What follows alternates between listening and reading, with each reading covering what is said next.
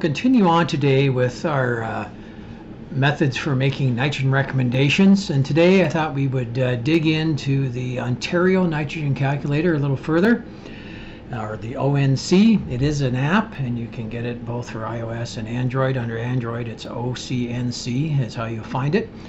This app generates a recommendation for the most economical N rate on a cornfield. It takes into account over 40 years of nitrogen research done here in the province, and it takes into account things like soil type and yield goal and previous crop, and it looks at the cost of nitrogen and the price of corns to include the corn price ratio in there as well.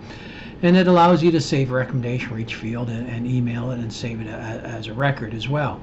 So when you open the app, the first thing it's going to do is ask you to look at filling in some information, picking a soil type, picking a yield goal, picking the price of nitrogen, your heat unit area, and any previous N credits, whether manure or starter in, and then it takes you to the result page.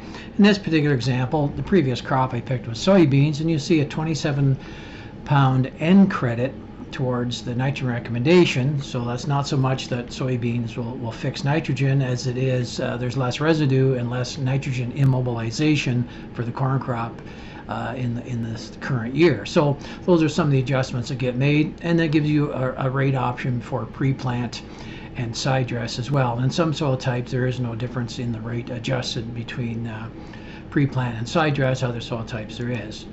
So here's an example where the crop was corn after corn. You see that nitrogen credit disappears because we need more N after corn. So these are some of the adjustments and tweaks that are of a benefit inside the Ontario Nitrogen Calculator to get us into a more fine-tuned nitrogen application rate.